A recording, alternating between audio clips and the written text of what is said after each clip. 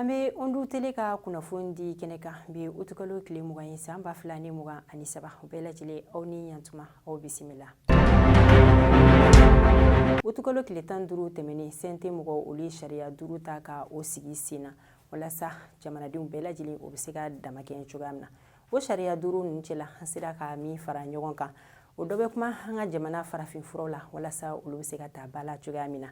A filana o ye an ka jamana kasoladenw mɔgɔ minnu bɛ olu la kɔlɔsi n'a bɛ fɔ olu ma ko gardien kalanbolo bɛna kɛ an ka jamana kɔnɔ walasa olu bɛ se ka kalan u ka baaraw tafan siraw fɛ cogoya min na walasa kasoladenw la kɔlɔsili kɔfɛ u bɛ se ka kasoladenw ka u bilasira ni u bɔra kaso la u ka se ka baara wɛrɛ sɔrɔ u yɛrɛ ye.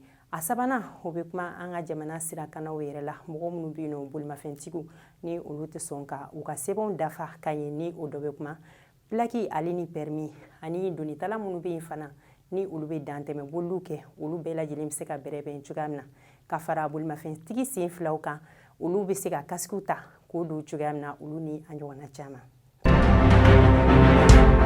San 2 ani tila o sɛgɛsɛgɛliw tɛmɛnen kɔfɛ min ye Donald Trump n'ale États-Unis jamana ɲɛmɔgɔ kɔrɔ ye ale ni a nɔfɛbaga mɔgɔ 18 ɲɔgɔnna olu minɛna ka u datugu k'o sababuya kɛ k'u ye ɲagami don kalafili baaraw la min kɛra kabini san 2020 o wagati kɔnɔna na novembre kalo tile 3 la ni o kɛra Georgie ni o ye États-Unis o dugu dɔ ye. Okumu kɔnɔna na u ka o minɛli tɛmɛnen kɔfɛ jalakili 13 ɲɔgɔnna o tara ka u sɛgɛrɛ ani kɔrɔlen wɛrɛ fana o bɛ yen nɔ. Wa mɔgɔ 18 ninnu cɛla an bɛ se ka min fɔ o dɔ ye Donald Trump ale ka kankɔrɔsigi ni o kun ye maire ye New York o jamana na n'a bɛ fɔ o ma ko Rudolph Giuliani. A filanan o ye a ka chef de cabinet kɔrɔ ye n'o ye Mark ye. A sabanan o ye a ka kiri minisiriso ɲɛmɔgɔba ye a ka fanga wagati la n'a bɛ fɔ o ma ko Jeffrey Clark. Kabini utukalo tile 15 la san 2021 Taliban olu donna Afghanistan ni ka fanga minɛ a marabaga jɛkulu la. Ɲinɛ utukalo tile 15 tɛmɛnin na san 2023 o kɛra a san 2 ye. Hukumu kɔnɔna na o ye a san 2 san yɛlɛma ɲɛnajɛ ka o kɛ ani ka o don kɛ fana sɛngɛlafiɲɛbɔ ye. Kabini fangadafiri kɛra Mohamed Bazoum na dɔgɔkun 3 kɔnɔna na binkaliwale o cɛyara u ka jamana kɔnɔ. Utukalo tile 15 tɛmɛnin na Boni ale ni Turodi o ni ɲɔgɔn cɛ Niger dugu dɔ la ni ale ni Ɲami ni ɲɔgɔn cɛ kilomètre 20 ɲɔgɔnna o de bɛ yen nɔ. Binkaliwale taara ka ɲɛsin Niger finitigilakaw ma ni o kɛra sababu ye u ka finitigilaka mɔgɔ 17 ɲɔgɔnna olu ni tanyara ani mɔgɔ 20 olu joginna. O mɔgɔ 20 cɛla mɔgɔ 6 olu de ta sɛbɛkɔrɔ juguyara. Banbagaciw yɛrɛ ka fanfɛla la mɔgɔ 100 ɲɔgɔnna o de fagara ani banbagaciw ka bolimafɛn sen 250 o tiɲɛna. Ɲɔni o fana cɛ kari tɛmɛnin na binkaliwale taara ka ɲɛsin Niger garde nationale mɔgɔ ma ni o kɛra dancɛ saba min bɛ Mali ni Burkina ale ni Niger ni ɲɔgɔn cɛ n'a bɛ fɔ o yɔrɔ ma ko Tilaberi. U ka finitigilaka mɔgɔ 6 olu de ni tanyana. N'an bɔra yen an bɛ taga Libi Tripoli masurunya la u ka kɛlɛkɛ jɛkulu 2 olu kunkarila ɲɔgɔnna ni o ye Force Al Rada ale ni Brigade 444 u ka o kɛlɛ o daminɛna kabini utukalo tile 14 o su ni ka taa a kɛlɛ tɔ kɛ fo arabadon utukalo tile 15 la. Kɛlɛ kun yɛrɛ sɔrɔla fɛn min fɛ o de ye Force Al Rada olu ye Brigade 444 olu ka ɲɛmɔgɔ ka o de minɛ ka taa ni o ye n'a bɛ fɔ o ma ko Mahmoud Hamza. Mahmoud Hamza ale ka minɛli de nana ni kɛlɛ ninnu bɛɛ lajɛlen u ka nin don kofɔlen wagati ninnu na o kɛlɛ ninnu kɛra sababu ye ni mɔgɔ 55 olu de ni tanyara ani mɔgɔ 146 olu de joginna. Hukumu kɔnɔna na o ni mɔgɔ olu ye weleweleda kɛ ni ka ɲɛsin ni kɛlɛkɛ jɛkulu ninnu 2 bɛɛ lajɛlen ma walasa basigi o bɛ se ka na jamana kɔnɔ cogoya min na. A yirala k'a fɔ ko arabadon utukalo tile 16 la ko u tilala ka ɲɛmɔgɔ in labila ni o ye Mahmoud Hamza ye. Ni ye a san 2 ye Sudan jamana na u ka kɛlɛkɛ ɲɛmɔgɔ 2 olu kunkarila ɲɔgɔnna jamana marali ko ɲɛ la ni o ye Général Abdel Fattah al-Burhan ale ni Général Hamidti.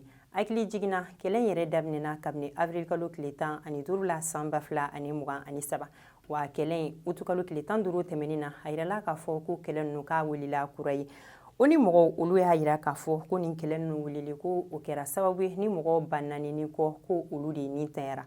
Ko civil 100 o sara denmisɛnnin 435 ko olu sara ani baɲumankɛtɔn mɔgɔw olu ka baarakɛla mɔgɔ 28 ko olu yɛrɛ sara a ko ɲɛ la. O tilala k'a yira k'a fɔ fana ko minnu ye déplacés ye ko mɔgɔ 3 millions ɲɔgɔnna ani kɔ ko olu kɛra déplacés ye. Réfugiés ko olu bɛ taga bɛn mɔgɔ 1 million o ɲɔgɔnna ma. Wa ko kɛlɛ kɛra sababu ye 100 sarala ko ni caman ye jamana wɛrɛ ko ka o magɛ ni 100 sarala 40 ɲɔgɔnna olu tagara Tchad, 28 olu taara Égypte, 21 olu tagara Sudan Sud yanfan fɛ.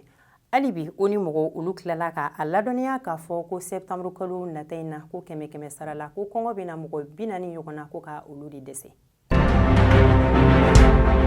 N'an bɔra yen an bɛ taga Senegali jamana na kabini juillet kalo tile 10 san 2023 kurun dɔ o kun bɔra Fass-Boye ni o ye Senegali dugu dɔ ye ka nazara jamana ka o magɛ. A kurun in kɔnɔna na mɔgɔ 100 ni mɔgɔ 1 o de kun bɛ a la. Ni mɔgɔ 100 o ye Senegali jamana kɔnɔdenw ye ani mɔgɔ 1 o ye Guinée-Bissau o jamana kɔnɔden dɔ ye. Kabini nin wagati kofɔlen na fo ka taa se nin dɔgɔkun yɛrɛ laban na kurun in a kibaruya kun tununa.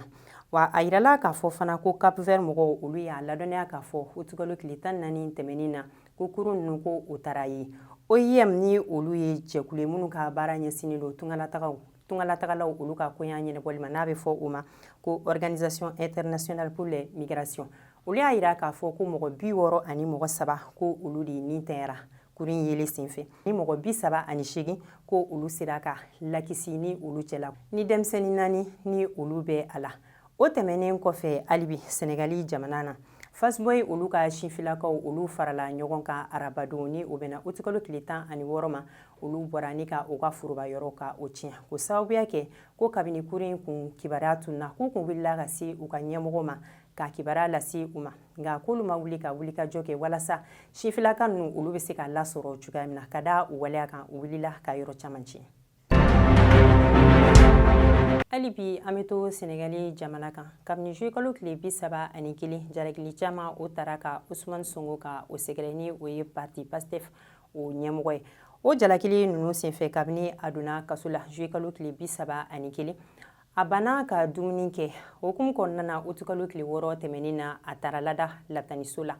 A banna fana a ka se ka furakɛ ani a banna dumuni ma fo ka taa se utukalo tile 16 ma a yirala k'a fɔ ko min ye Ousmane Sonko k'a tɛna se ka i kanbɔ kalafili la min yɛrɛ bolo dalen don février kalo tile 25 nata la san 2024 o kibaruyaw kɛlen ka d'a ma wagatinin tɛmɛnen kɔfɛ sufɛla fɛ a yirala k'a fɔ Ousmane Sonko k'a taara réanimation na.